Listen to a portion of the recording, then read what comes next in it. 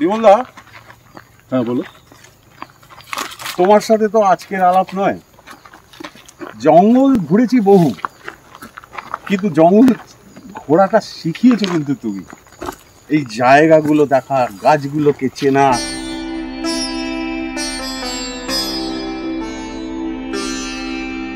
কোন জন্তু কিরকম রিয়াক্ট করে, মানে এগুলো সব তো সেই ব্যাপারে একটু কথা বলি। চলো না এখানে বসি। আচ্ছা চলুন।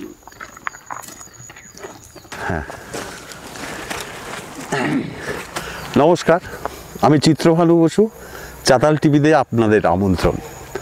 আজকে আমি পেয়েছি বিমল দেবনাথ। বিমলদাকে আমরা দীর্ঘদিন ধরে চিনি, মানে আত্মিক সম্পর্ক হয়ে গেছে। এই বিমলদার চোখ দিয়েই কিন্তু আমরা জঙ্গলটাকে চিনেছি, জঙ্গল দেখেছি, জঙ্গল শিখেছি। আমি একটু তোমার সেই জঙ্গলের কথা শুনবো।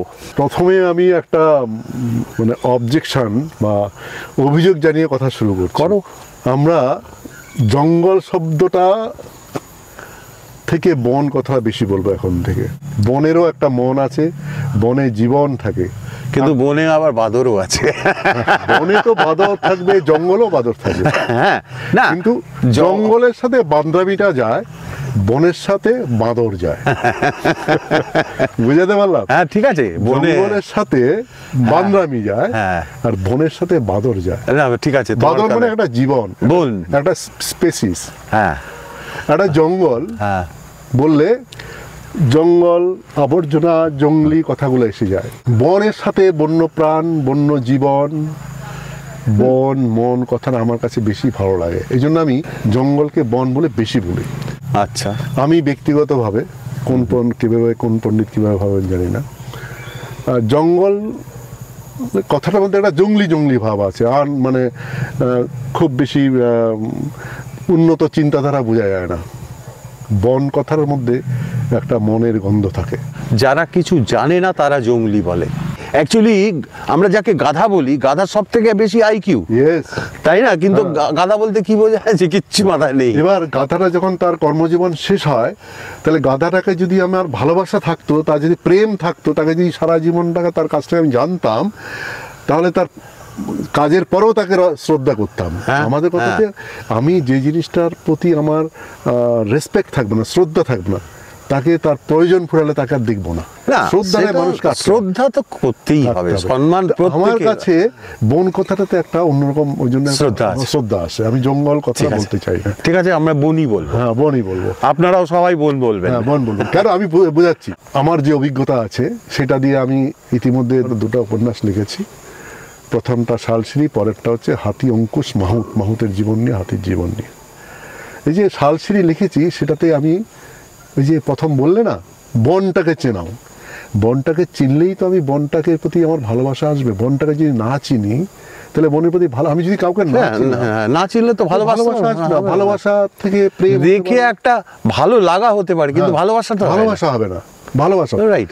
এবার আমি জঙ্গল আর বনের মধ্যে আমি কিভাবে ডিফারেন্সিয়েট করি? একটা প্রকৃত বন যদি হয়, সেই বনটাকে মানুষের পক্ষে বাগান তৈরি করা সম্ভব, মানুষের পক্ষে বন তৈরি করা সম্ভব না। প্রকৃতি যে বন তৈরি করে, মানুষের দ্বারা সেই বন সৃষ্টি করা সম্ভব না। কয়েক পুরুষ চলে যাবে, সেই বন তৈরি হবে না, এবং কয়েক পুরুষ যাওয়ার পরে প্রকৃতি সেই বাগানটাকে বন তৈরি করবে। মানুষ কিন্তু বন তৈরি করবে না। প্রকৃতির শক্তির কাছে মানুষ কিছুই না। আমি দুটো গাছ লাগাতে পারবো, কিন্তু প্রজাপতিটাকে নিয়ে আসতে পারবো না, পাখিটাকে আনতে পারবো না। তাহলে কি করে? প্রকৃতি করে। অনেকদিন যদি বাগান পড়ে থাকে, সে বন হতে পারে। বনের নিজস্ব কতগুলো নিয়ম আছে। কিরকম? বনের অনেকগুলো স্তর আছে। একদম মাথার উপরে যদি দেখা যায় শাল গাছের ডালপালা আছে, পাতা আছে। তার তলায় যদি আমি দেখবো যে তার থেকে ছোট গাছ, চিলনি, গামারি, এই গাছগুলো আসবে। তার থেকে আরও যদি ছোট গাছ হবে, থালি গাছ আসবে, আমাদের ক্ষীরা গাছ আসবে, আমলকি আসবে, হরিতকি আসবে, এই গাছগুলো আসবে। তারও যদি নিচে যাব, তাহলে আমাদের ভাট আসবে, যেটা আমরা ঘেটু বলি, এরকম গাছগুলো আসবে, ভাট গাছগুলো আসবে, অশ্বগন্ধার গাছগুলো আসবে, এসব গাছগুলো আসবে। আরও নিচে যদি যাব, তাহলে আমি ঘাস পাবো। পৃথিবীতে একটাই তো শক্তির আধার, সেটা হচ্ছে সূর্য।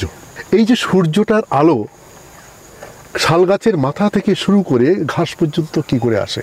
যেখানে যে বাড়ির ছাদ থাকে না সে বাড়িতে কি হয়? জল ঢুকে, সে বাড়ি অশান্তি, ছাদ নেই। তাহলে আমরা যেই বনগুলোকে একসময় এরকম বন দেখতাম যে স্তরে স্তরে বন দেখা যায়, একদম দেখা যাবে মানুষের হাইটের উপর থেকে যদি আমি অনেক দূরে দেখবো শালের গায়ে অর্কিড দেখা যাবে, সে অর্কিডের ফুল ফুটবে, হ্যাঁ, সেই গাছের তলায় পারুল গাছের ফুল ফুটবে, তার গাছের তলায় টোটলার ফুল ফুটবে, বিভিন্ন স্তরে টোটলার ফুল ফুটবে, পারুলের ফুল ফুটবে, জারুলের ফুল ফুটবে, তার উপরে সবার উপরে শাল গাছের ছাদ থাকবে। তাহলে কোনো বনের যদি শাল গাছটা শেষ হয়ে যায় তাহলে প্রথম যে সূর্যের আলোটাকে এই যে ফিল্ট্রেশন মানে ছাঁকনির মতো কাজ করে, মানে একটা শিশু যতটা খায় কিশোর তার থেকে একটু বেশি খায়, কিশোর যতটা খায় যুবক তার থেকে বেশি খায়, এভাবে তো একটা লেভেল, খাদ্যের একটা লেভেল তৈরি হয়। এই সূর্যের আলো কার কতটা দরকার তার বেশি হলে সেখানে অন্য গাছ এসে যায়।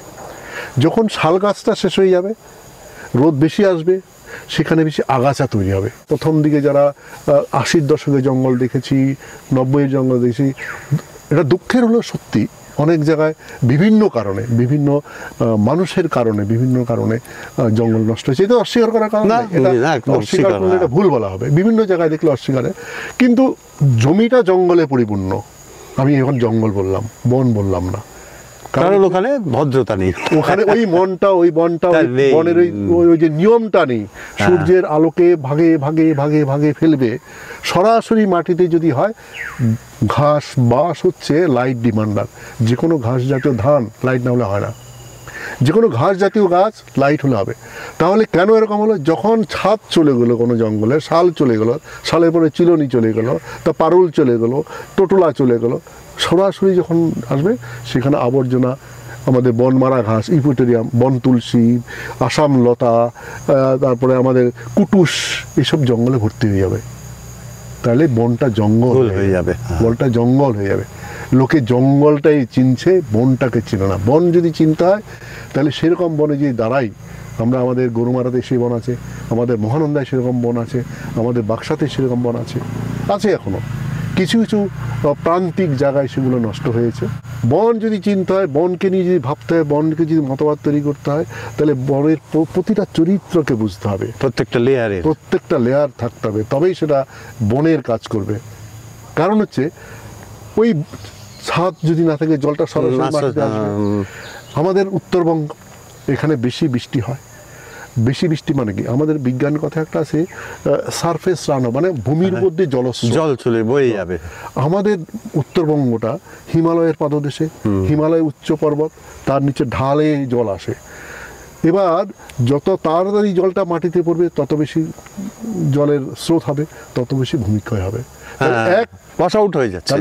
প্রকৃত বন যদি না থাকে তাহলে মাটিও ধস হবে, মাটিতে জল সংরক্ষণও কম হবে, আর ল্যান্ডস্লাইড হবে। এবং সবচেয়ে যেটা বেশি, যে আলোটা ছাঁকনি হতে হতে যখন যার যতটুকু আলো ততটুকু আলো পায়, তখনই শাল গাছের তলায় বা বিভিন্ন বনের ভিতরে যে সুস্বাদু নরম ঘাসগুলো উৎপন্ন হতো, সেই ঘাসগুলো উৎপন্ন না হয়ে সেখানে কেউ আগাছা হয়, জঙ্গল, ঝোপ ঝাড়। তাহলে কি হয়?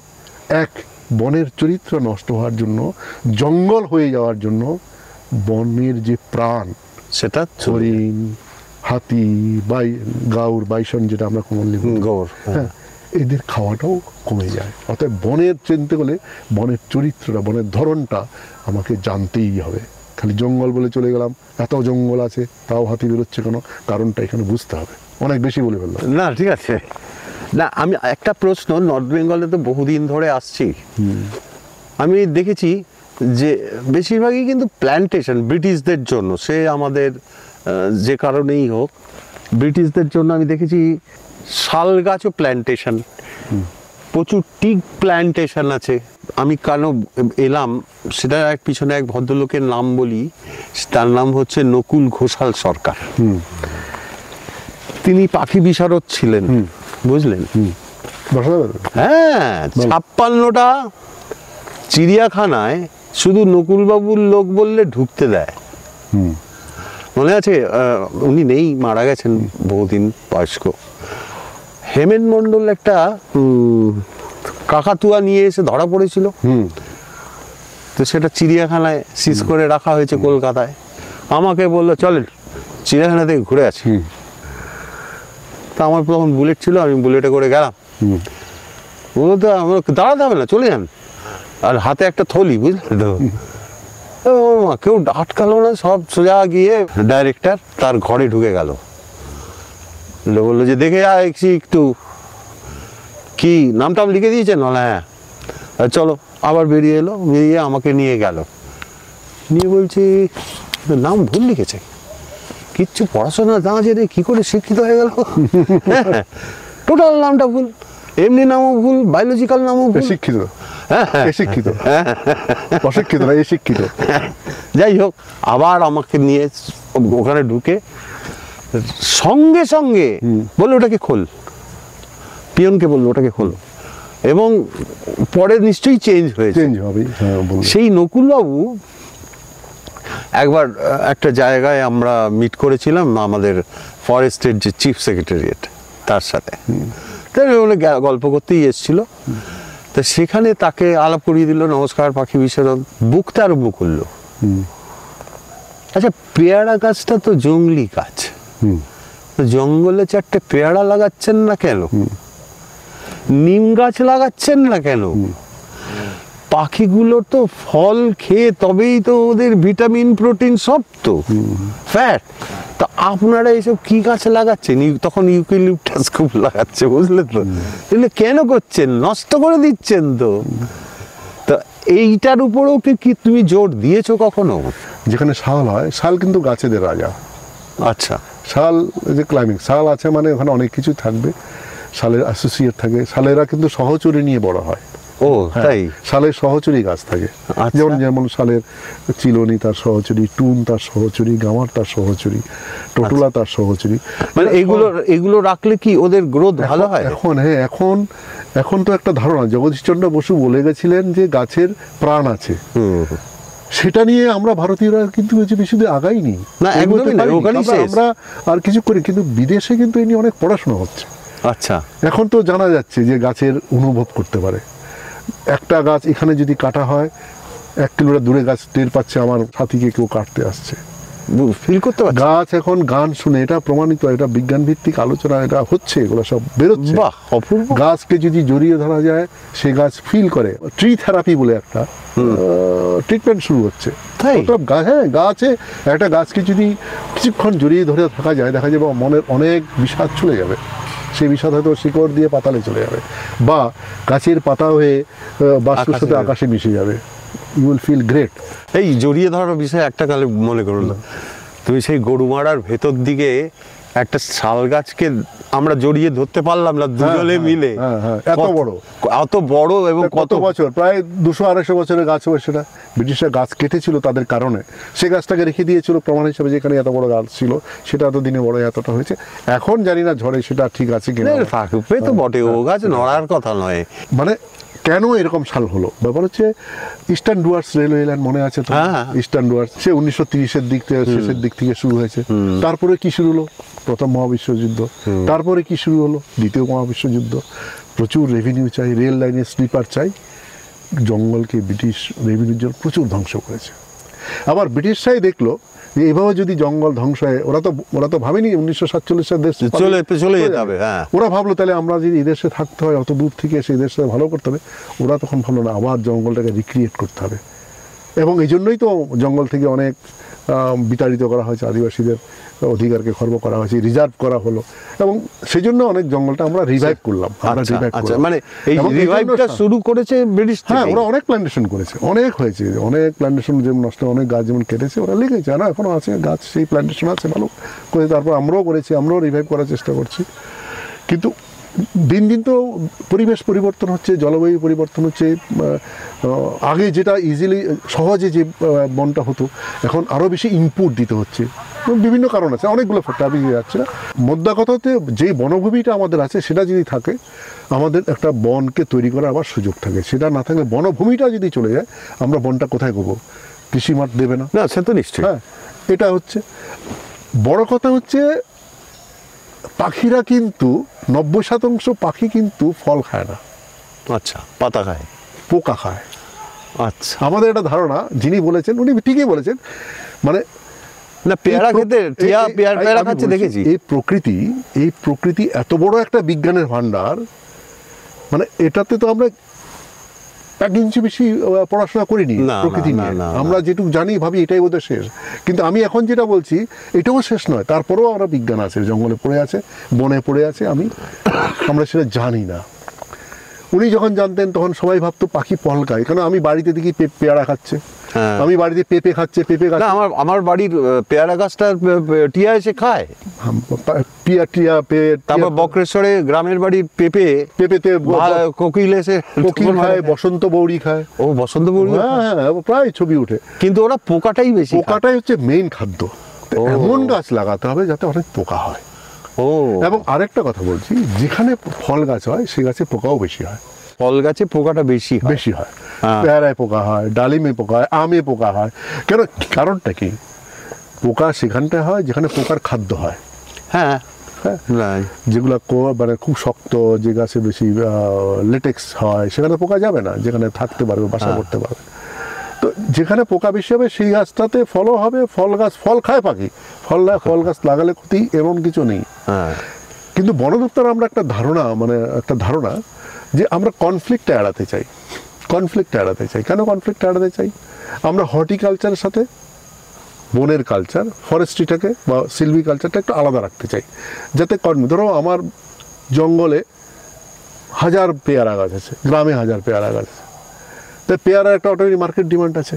হ্যাঁ, এবার গ্রামের পেয়ারা শেষ হলে তাহলে লোক কী বলি, তাহলে জঙ্গলেরটা নিয়ে আসি, আচ্ছা, তাহলে আমরা ডিফারেন্সিয়েট করতে পারবো না। হ্যাঁ, তাহলে আমি যে বাজারে আমার পেয়ারা চুরি হলো, বাজারে পেয়ারার সাথে মিশে গেলো, আমি কী করে ধরবো?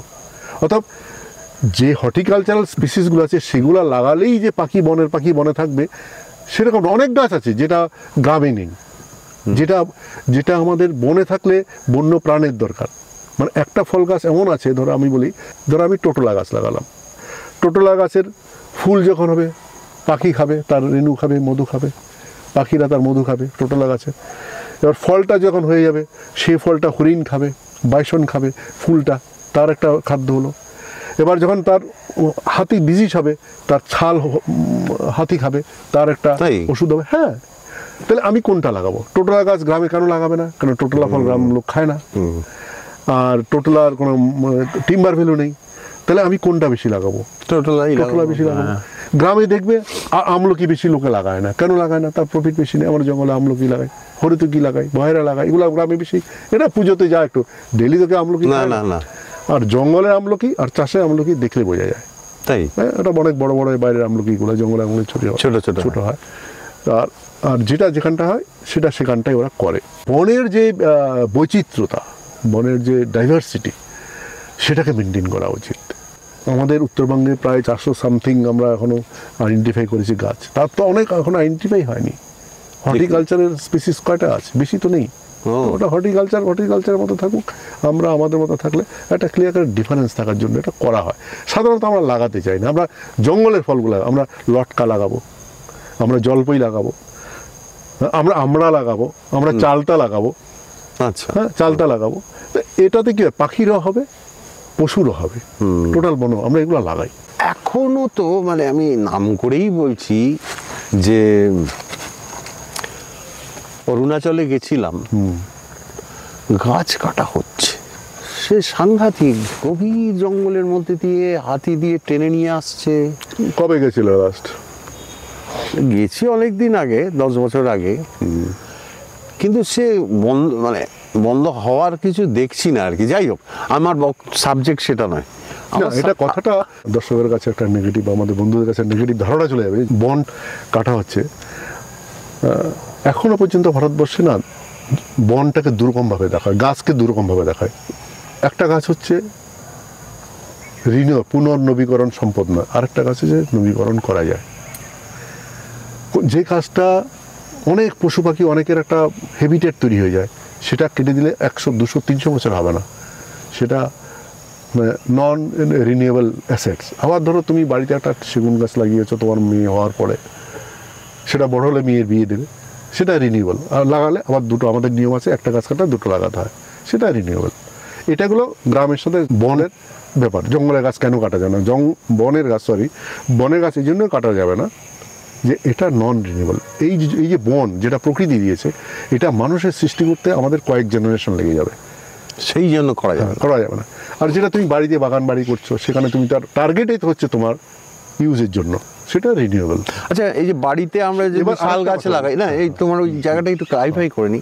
সেটা হচ্ছে ধরো শাল গাছ লাগিয়েছি বা কেঁচু লাগিয়েছি, তো এই গাছটা কেটে যদি আমি বিক্রি করতে যাই, তা আমাকে দুটো গাছ লাগাতে হবে? হ্যাঁ, এখন নিয়ম আছে আমাদের, নিয়মটাই জানতে চাই। একটা গাছ কাটলে দুটো লাগাতে হবে। আচ্ছা, আবার তার জন্য একটা নিয়ম আছে, সে গাছ কাটার জন্য রেভিনিউ দিতে হবে, তার পারমিশন নিতে হবে, তার জন্য একটা তোমার আমাদের গভর্নমেন্ট সিগনেচার যেটা বলে হেমার মার্ক লাগাতে হবে, যাতে বনের গাছের সাথে না মিশে। এটা সব একটা, ওটা আলাদা চ্যাপ্টার, ওটা তার জন্য সুন্দরভাবে একটা প্রসিডিউর করা আছে। আচ্ছা, ওটা করা আছে। এবার নর্থ ইস্টের ক্ষেত্রে একটা অন্যরকম আছে। আমাদের যখন সার্ভে হয়, রেভিনিউ সার্ভে হয়, তাহলে কী হচ্ছে, আমাদের জমিগুলো সার্ভে হয়েছে, কিছু সরকারি জমি, কিছু যার জমিদার যাদের ছিল লোকের জমি হয়ে গেলো, যারা রায়তি জমি হলো, আর সরকারি জমিতে কিছু রেলকে দেওয়া হলো, কেউ পিডব্লিউডিকে দেওয়া হলো, মেজর হচ্ছে বনকে দেওয়া হলো। বনের কাছে হচ্ছে সবচেয়ে বেশি জমির পরিমাণ, কোনো ব্যক্তিগত মালিকানায় থেকে সবচেয়ে বেশি সম্পদের অধিকারী হচ্ছে বন দপ্তর ভারতবর্ষে, তার সবচেয়ে বেশি ল্যান্ডমাস আছে। এবার যখন সার্ভেটা হয়, তখন কিছু কিছু বন নর্থ ইস্টে এখনো কমিউনিটি ফরেস্ট। ও তাই নাকি? হ্যাঁ, ধরো কোনো একটা ট্রাইবের 1000 হেক্টর জমি এখনো রয়ে গেছে ওই ট্রাইবের নামে, ওটা সরকারেরও না, কোনো প্রাইভেট না, কমিউনিটি ফরেস্ট। ওই কমিউনিটি ওরা ডিসাইড করে। নর্থ ইস্টে গেলে অনেক কমিউনিটি সেঞ্চুরি পাওয়া যায়, অনেক কমিউনিটি রিজার্ভ পাওয়া যায়, তাই? হ্যাঁ, এখনও আছে।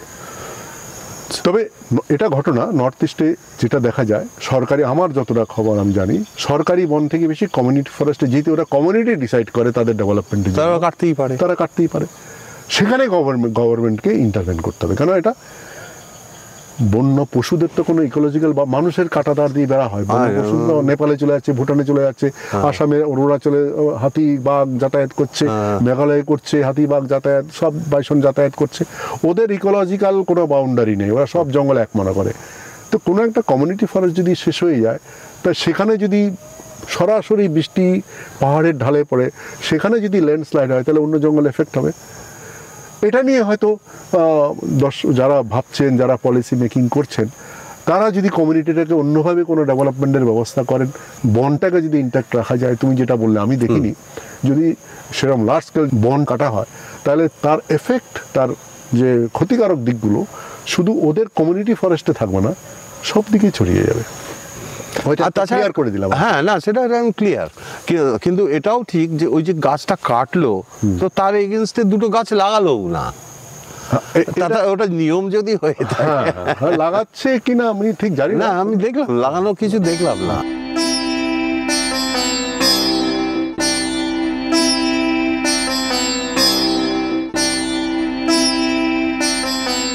মানে 4 হুইল ড্রাইভ ট্রাক। আচ্ছা, প্রথমে হাতি দিয়ে নদীর উপর দিয়ে চেন দিয়ে টেনে নিয়ে আসছে, তারপরে লোড করছে হাতি দিয়ে। সে বড় বড় পুরনো গাছ। হ্যাঁ, ওটা ন্যাচারাল ফরেস্ট, ভার্জিন ফরেস্ট, আমরা ভার্জিন বলি, এটা প্রাকৃতিক সম্পদ। ওটা কেউ হাত দেয়নি এখনো। নর্থ ইস্টে এখনো আমাদের এই প্রাকৃতিক সম্পদটা বেশি আছে। আমাদের এখানে কিছু কিছু প্যাচ আছে, ওদের এখানে অনেকটাই এখনো আছে। ওটা তোমার ব্যাপারে, মানে তুমি তো বনের মানুষ ছিলে না, জঙ্গলেও ছিলে না, তুমি তো একদম গ্রাম বাংলা থেকে উঠে এসে আমি তো তোমাকে দীর্ঘ বছর দেখেছি যে জঙ্গলকে ভালোবেসে ফেলেছে। মানে এটা তোমার একটা সংসার। রাত্রিবেলাও কিছু হয়েছে, তুমি জিপ নিয়ে ভাট করে বেরিয়ে গেলে। এইটা কি করে তোমার মধ্যে অ্যাডাপ্ট হলো? অ্যাকচুয়ালি বনে চাকরি করতে গেলে না, বনকে ভালোবাসতে হবে। এমন একটা চাকরি যেখানে আধুনিক সভ্যতার কোনো সুবিধা নেই। আমরা যেখান থেকে পড়াশোনা করেছি, যেসব কলেজে পড়াশোনা করেছি, সেরকম মেশার মতো মানুষ সেখানে কম পাওয়া যায়। মানে কালচারটাই কম। এটা কালচার আছে, আমার শিক্ষার কালচার, আমি যে কালচারে হেবিচুয়েটেড ছিলাম, অভ্যস্ত, সেটা নেই। একটা অবশ্যই বন বা বনের প্রান্তে একটা আলাদা সংস্কৃতি আছে, সেটা আমি জানি না বলে আমরা বলতে পারি নাই বলি, কিন্তু আমি বলছি আমি যেভাবে মানুষ হয়েছি সেটা নেই ওখানে। সংস্কৃতি নাই বলছি না, আমি যেভাবে মানুষ হয়েছি সেটা ছিল না, কিন্তু ওখানে একটা নিজস্ব সংস্কৃতি আছে।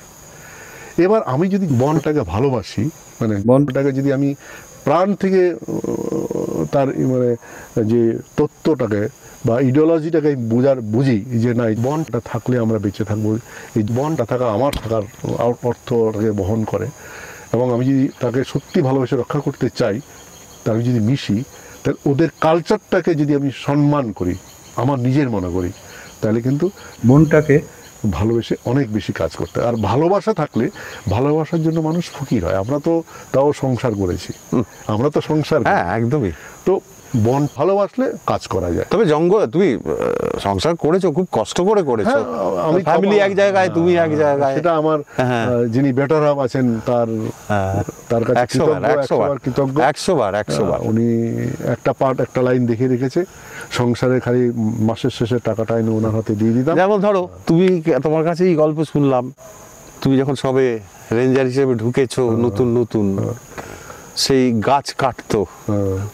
আমি একটা কথা মনে পড়লো এই কথা বলে, তোমার সাথে আমার পরিচয়টা মনে আছে কি করে হয়েছিল? মিঠুদি, বেনুদা, তোমরা সব মালবাজারে এসেছিলে।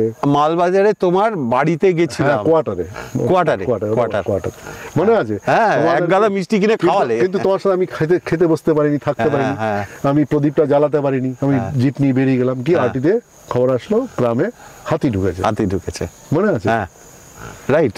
হ্যাঁ, এবার সব্যসাচী চক্রবর্তী, ফেলুদা, এত বড় একটা ফিগার, হ্যাঁ, আমার ঘরে এসছে, প্রথম দেখিনি কোনোদিন। হ্যাঁ, তুমি এসছো, এত ভালো মানুষ একজন। তো আমার কাছে কল ছিল, ওয়াইল্ড কলটা, যে আমাকে হাতিটাকেও বাঁচাতে হবে, মানুষগুলো বাঁচাতে হবে। হ্যাঁ, আমার স্ত্রী দাঁড়িয়ে ছিল, মনে আছে? তোমার ক্যান্ডেল জ্বালাবে, প্রদীপ জ্বালাবে, দিওয়ালির দিন, দিওয়ালি ছিল। তো তোমাদের সাথে আমার ইন্টিমেসি সেদিন থেকে খুব সম্ভব এটা 1995 বা 97 এরকম সময় আমার সাথে। তো এটাই কল, তুমি যদি ভাবো যে এটা আমার দায়িত্ব, এবং জানি না এটা আমার পিতা মাতা বা আমার যারা স্কুলে কলেজে যারা শিক্ষক ছিলেন তাদের অবদান হয়তো। আমি যখন চাকরি পেয়েছিলাম না, আমি প্রশ্ন করেছিলাম যে আমি কি চাকরিটা করতে পারবো? আমার ভয় হয়েছিল। কেন? দায়িত্ব। আচ্ছা। আর এখন তো চাকরি পেলেই কাজ হয়ে গেল, দায়িত্বের কথা কেউ মনে করে না। এই যে ভয় যে আমি পারবো তো, এই যে এটা জয় করা, কাজ করে প্রমাণ করা যে আমি পারলাম, এই একটা আমার ভিতরে, আমি মনে করি আমার ভিতরে ছিল। আমি আমাকে প্রমাণ করতে হবে যে আমি পারবো বনে থাকতে। প্রথম দিন থেকে আমি বনে থাকতে পারবো, এই পরিবেশে, আদিবাসীদের সাথে, এই প্রান্ত মানুষের সাথে। ইলেকট্রিসিটি নেই, ফিল্টার ওয়াটার নেই, তখনকার দিনের কথা বলছি, 1989 অনেক জায়গায় নেই, 89 কথা বলছি। তো ওইটাই আমার কাছে যে একটা চাকরি। আর আমরা তখন কি ভাবতাম, আমাদের সময় ভাবতাম গ্রামের শহরের ভালো ছেলেটি চাকরি পায়, যারা ভালো পড়াশোনায় তারা চাকরি।